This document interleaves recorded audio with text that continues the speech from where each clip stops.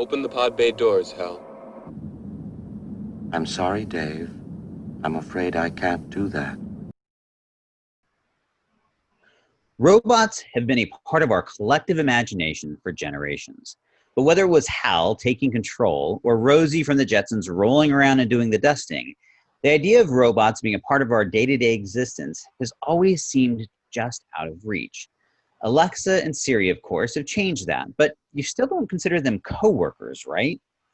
But is that what's coming next? On today's episode of the Digital Experience Revolution, we're going to explore the idea of the digital workforce and its impact on the future of work. Stay with us.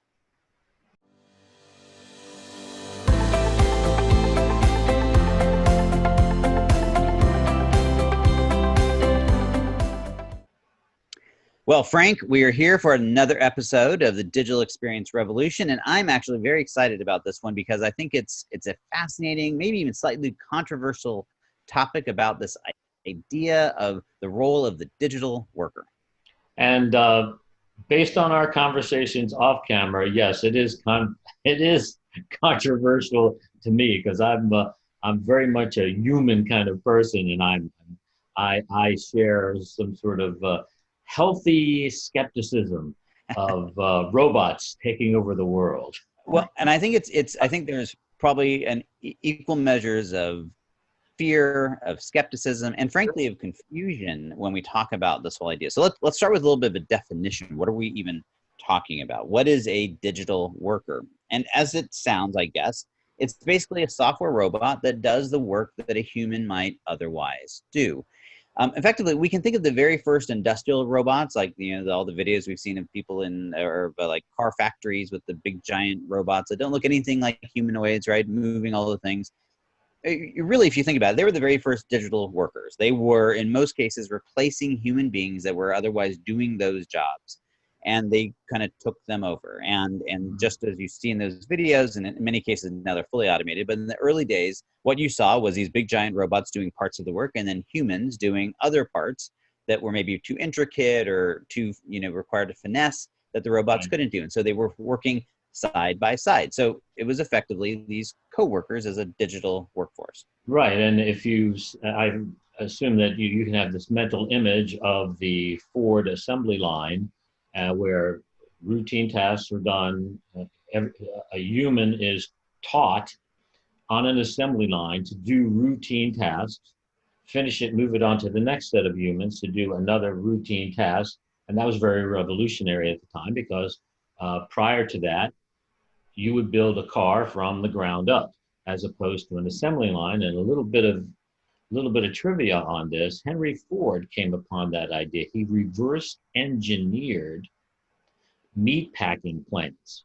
So you'd have a meat packer, they would break down a slaughtered cow, so to speak. He looked at that and said, you know what, I can reverse engineer that. Instead of taking it apart, I can put it together. So it was really very, very interesting. Just a little trivia for our listeners. I obviously knew that Ford was, pretty much at the root of innovation around the assembly line, but I didn't realize it came from meatpacking plants. That's all. I'm not sure if that's good or bad. He just reverse engineered the process. They had butchers doing this, another butcher doing that. So I can have wrench turners doing the same thing, but only in reverse.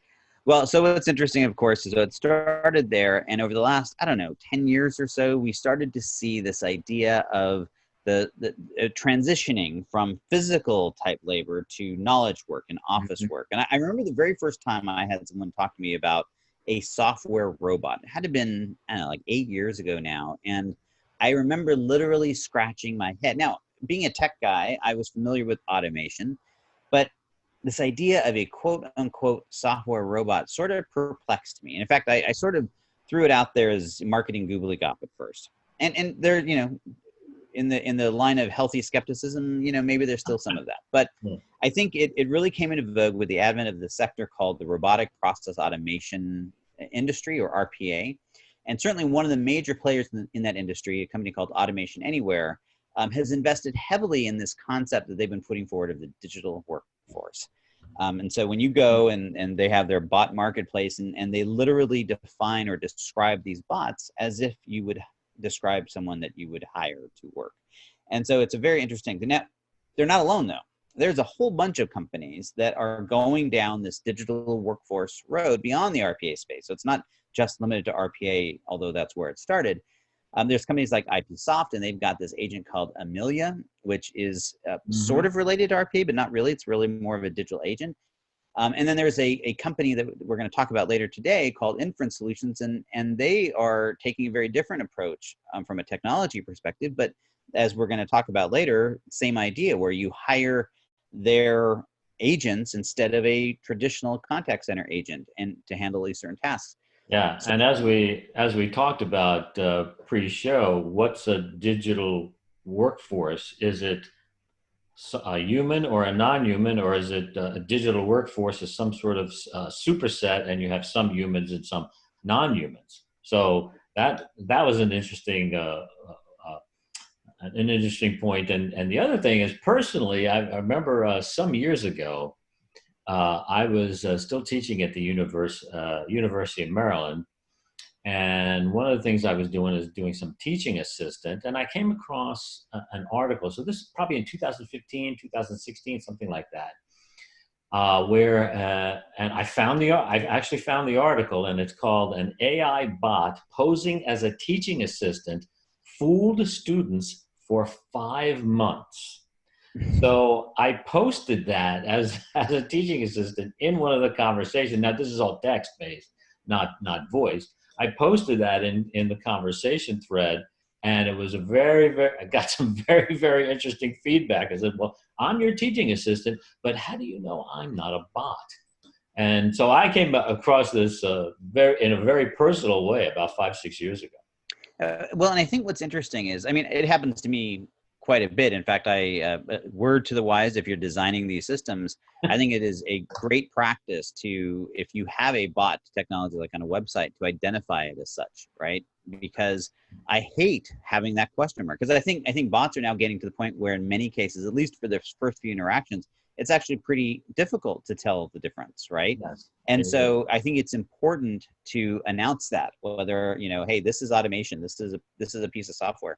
But I think what is interesting about that, and this is, I guess, the question. In fact, if you're an enterprise leader, I'd love for you to drop a comment or let us know the answer to this, because I'm really curious how many enterprise leaders are seeing this type of technology, these software robots, as a digital workforce in some way, or is it really just another technology with some cool marketing name? Meaning, are people actually thinking about it in this way?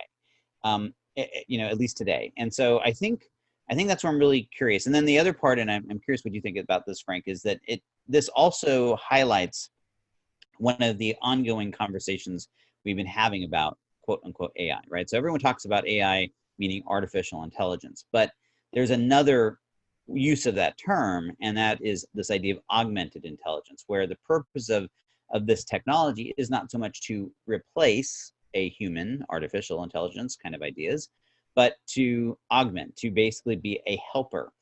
And honestly, when I was thinking about some of these trends, I'm not sure which way they land. I don't, the company we're going to talk about later, Inference or IPsoft's Amelia, or these RPA tools, are they helpers?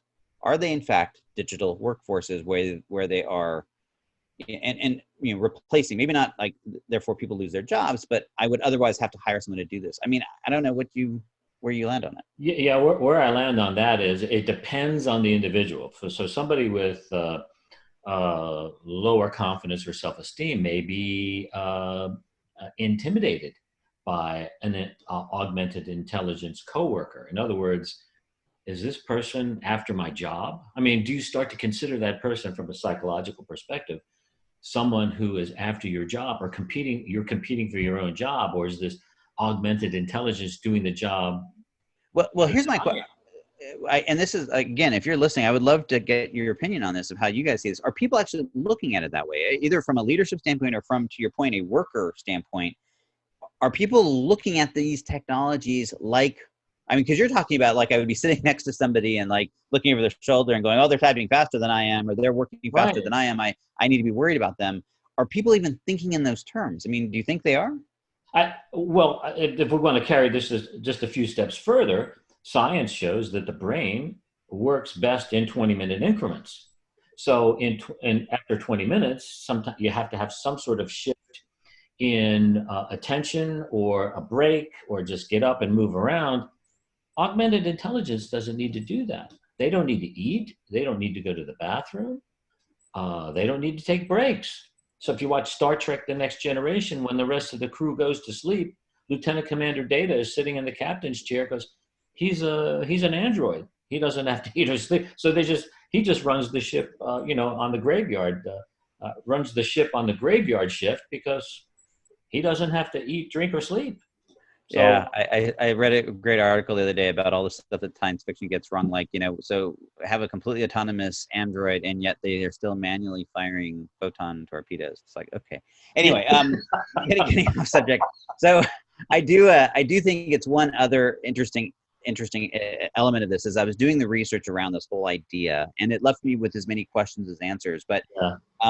I mentioned at the top of the show that there's also confusion around this, and that is because that there's another use of the term digital worker. So digital worker can mean these software robots that we've been talking about. Right. But it's also a term that's used in the context of a gig economy to describe freelancers or gig workers who are using technology as the enabling tool that allows them to work anywhere at any time.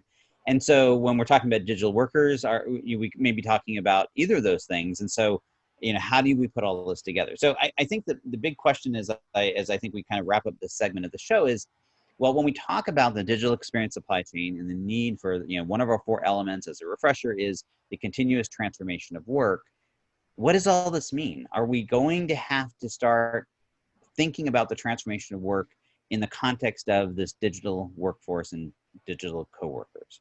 Yeah, and you sound like in the classic Star Trek, Dr. Daystrom, who invented the M5 computer. I won't go any further than that. Our listeners can look that one up because you sound exactly like Dr. Daystrom. We built this machine so we can do more, so man can do more. So it's an interesting concept. Well, so here's my take on it. I think as a digital leader, there's a couple of big things that you need to process and I think explore around this. The first is that when we talk about the transformation of work, we do mean transforming how you look at work. And what I have trouble with is, I don't pretend to know exactly how this plays out. I do think there is a degree of marketing hype and, marketing gloss with some of this terminology. Mm-hmm. But I think it is very, very difficult to look into this future and not see that an enterprise is going to have a quote unquote workforce that at least in part is digital, that is made up of these hardware and software robots that are doing a large part of the functions that we are doing. And I think, if we're being just blunt about it, in most organizations that probably already exists. I think the difference is it's been easier to sort of segregate them to say, well, those are those physical robots over there, but this is all the quote unquote real work.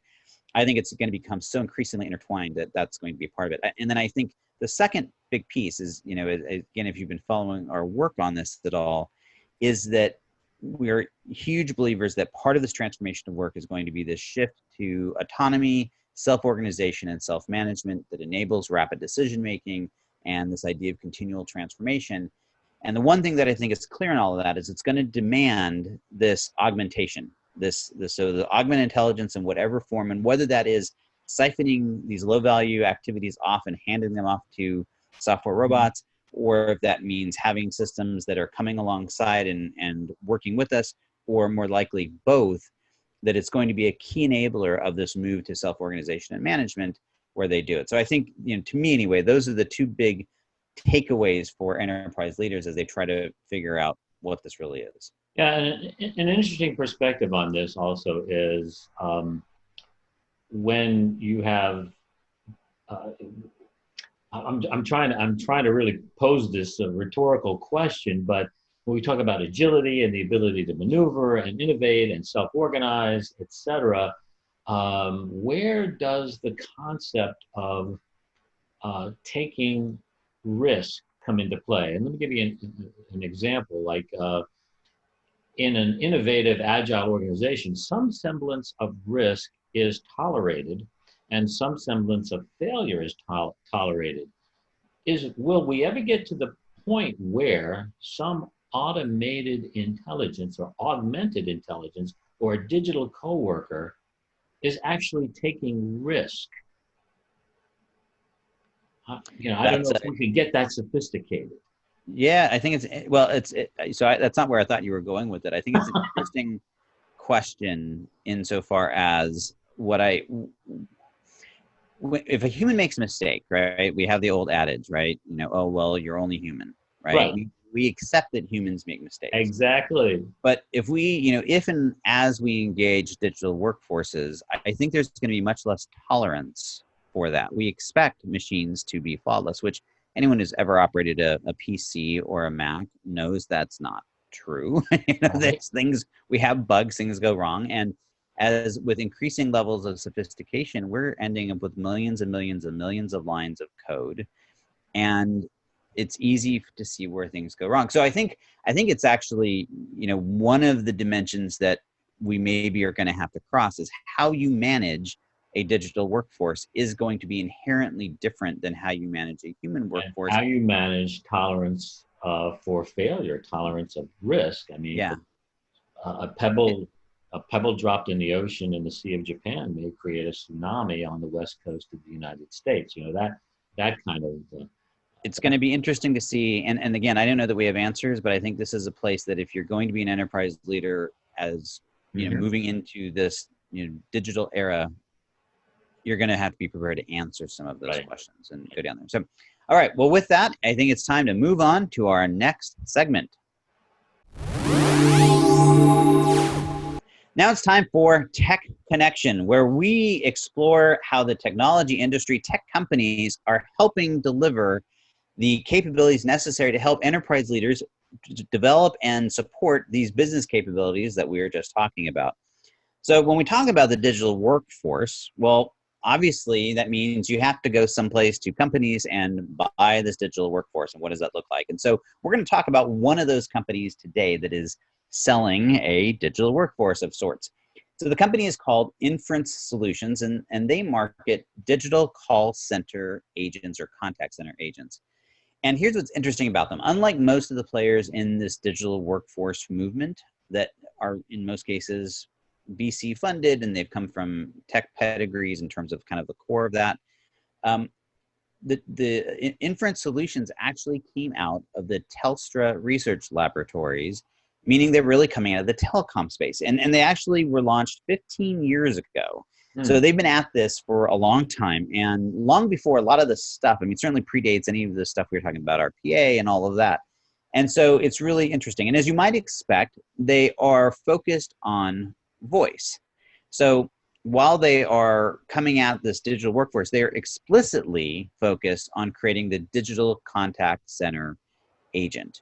And I think the other part that is fascinating is that the way they approach this, well, I'll talk a little bit later about kind of the way they've come to market, which I think is fascinating. But even before that, I think it's interesting is that they have these very close ties to service providers. Think like AT&T or British Telecom, and I don't actually know if those are their customers, but these types of companies.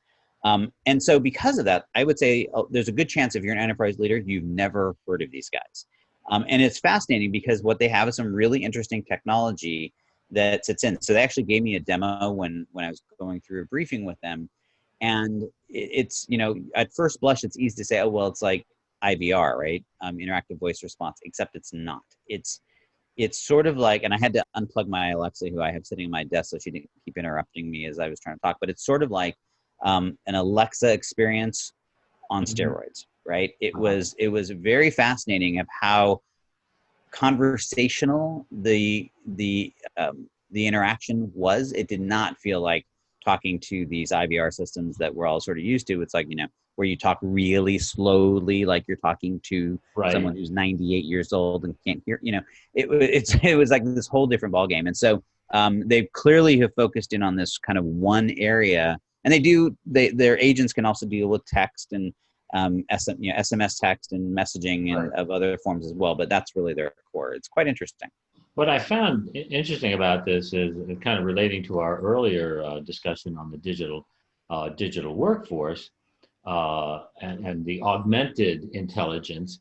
If you have these kinds of solutions like Inference Solutions offers, you can easily hire or fire agents without the all the intricacies of dealing with a human workforce. If I need more staff, I can just instantaneously get staff, almost like I was handling capacity management using, Amazon Web Services. Spin up a digital workforce or spin it down, depending on, where I am in a customer cycle. If it's, if I'm handling a lot of returns, so to speak, after the holidays, maybe I spin up a digital workforce. But maybe in February or March, I can fire those people because I don't need them.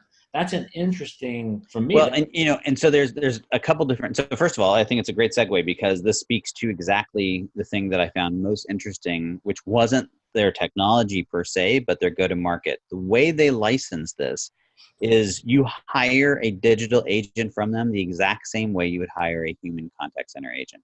Meaning, to your point, if I looked at it and said, okay, the holidays are coming up, I need to add 50 more people, then effectively that contact center manager is going to have to make a decision and say, well, I think I'll do 30 human people and 20 digital agents. And those digital agents that you would get from Inference Solutions are basically powered up and they function the exact same way, meaning they can handle one phone call or interact with one customer via SMS or whatever the text thing is at a time, just like a human agent would. And so I was kind of processing this. And on the one hand, it was like I was scratching my head a bit. It's like, well, doesn't sort of break the power of technology being asynchronous and being able to, be all that. But on the other hand, I could see where it makes it a whole lot easier for that contact center manager or director to have that conversation. Well, I need 50 more people and this is the mix. And so to your point, what I think is interesting about it is on the one hand, if I was a contact center agent, a human one, I could see where they would be a threat.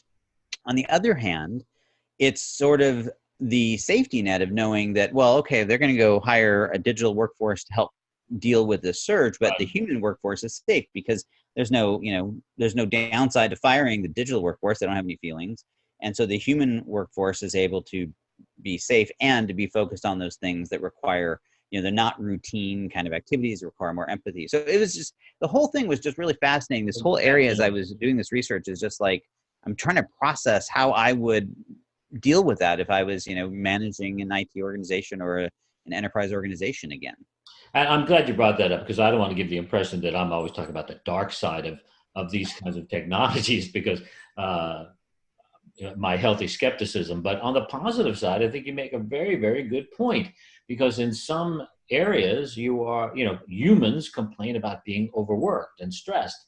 And so if I could easily bring in a digital workforce, some augmented intelligence and just spin up some help for you on demand, well, that makes your life easier. That makes your work easier. That makes your quality of life a little bit easier. So, on the positive side, you probably would have an opportunity for a more fulfilled workforce if I could spin up some help for you on demand. Yeah, so I agree. And I think it's, so, when we talked about, as we ended the last segment, the enterprise leaders are going to have to start thinking in these terms. I think these are sort of things, some things we're going to grapple with. You're not going to manage them the same way, but I do think you're going to have to manage them cohesively. I think we're not going to be able to simply look at it like this independent technology that has no relevance to our human workers. We're going to have to look at them as one and the same. Right, and they also have no feelings when you lay them off. Exactly. So the other thing I want to talk to, sort of the last part, is the technology itself, because I think this is also something that makes Inference a little bit different, and that is they're predominantly focused on the interface and the experience. And what I mean by that is that they are not a core engine provider. They're really like an abstraction layer that sits on top of of the technologies that are actually doing the the AI pieces of this. And I was, talking to the CEO, one of the things that he said was interesting is that, if you looked at their stack 3 years ago, their interface has evolved and continued to improve, but the underlying technology is like completely different.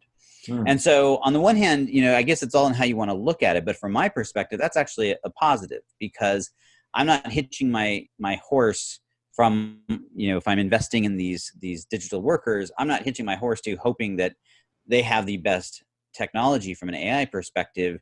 I'm hitching my horse to their ability to effectively pull all those underlying technologies together. So, they connect to Amazon or Watson or whatever. And so it's actually sort of like the best of all worlds in that. And then they're exclusively focused in this area. So it's just kind of very interesting. Yeah, almost like a service-oriented architecture where you don't have to worry about the whole piece. Well, whoever's doing this part of the transaction, I can now just leverage it and just plug and play it and present it through my interface. And we were talking a little bit pre-show about about this technology and this architecture. And I just wanted to quickly point out that it's, I worked on some of these things for call centers. It's going on 25 years ago, where even the most simple of automated tools for call center agents, you still had to have subject matter expertise knowledge, even at the most rudimentary level, to code into these things, because as we were talking a little bit, Inference Solutions, it's configurable but not customizable. So I need to have some sort of organizational knowledge to plug into these things to make them work. So it's not. Yeah, no, exactly. I think it is about, whatever you call customization versus configuration, but yeah, it is about tuning this to the specific needs. And what I think is interesting and why I think it's a good strategy for them is that the technology is changing so quickly that trying to pick that winner right now is a tough game. And so the alternative for the most part is to go try to build this in-house so that you can leverage different underlying technologies, and that's a huge investment. So I think they're serving a very interesting role there. That, to me, the big question will be, and I don't know what the time horizon is on this, but I do believe that over time, using your Turing test as an example, our relationship with technology, with automation, with robots, whatever you want to call it, is changing, right? Just a few years ago, the idea of having a little disk on my desk that I could talk to and ask things like the weather and the status of my Amazon shipment was completely foreign, and now it is commonplace. And so what I do think is going to be interesting is, will this idea of maintaining the paradigm of having a digital worker, is that going to continue to hold, or does that evolve over time? And I guess we'll see. So, all right, let's bring this home and talk about the research connection. As we end every show, we want to kind of put all of this into the context of the digital experience supply chain and what you as a leader need to do to pull all of this together to help lead your organization into this future. So, Frank, what is your take on all of this as we relate it back to our research? Well, and that's an extremely complex question, and it doesn't neatly fit into our research. What I mean by that is there is no one spot in the digital experience supply chain that we can fit this segment into. It transcends the whole supply chain. So, for example, experience creation and curation, that's where the intelligence, the genesis of the intelligence happens. The organizational knowledge happens and is captured. But once that's done, we are talking about using augmented intelligence for experience monitoring and management. We're talking about using augmented intelligence for business and operating model transformation.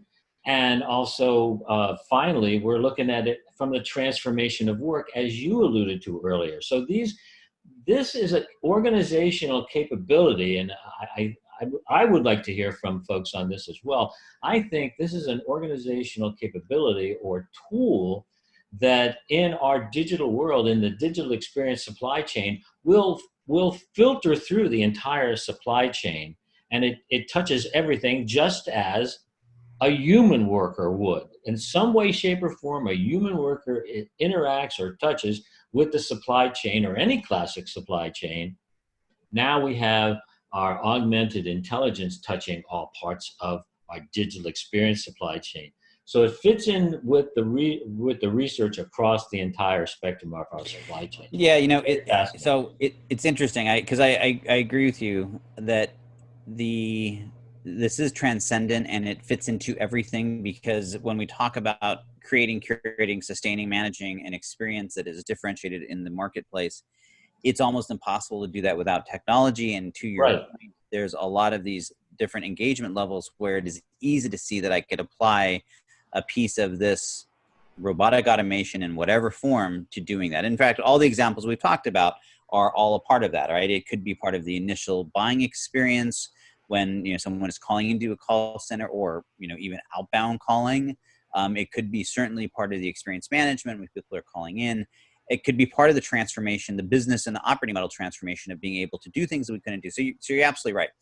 What I do think is probably most interesting, at least sort of philosophically, as I look at this, is sort of the stuff we touched on, right? Is that as an enterprise leader, if at the base of it, right, part of the foundation of the concept behind the digital experience supply chain is that up at the top, you're transforming the experience. That's what's driving value. And all the way down at the bottom of this is you have to be transforming the nature of work itself in order to enable everything above it.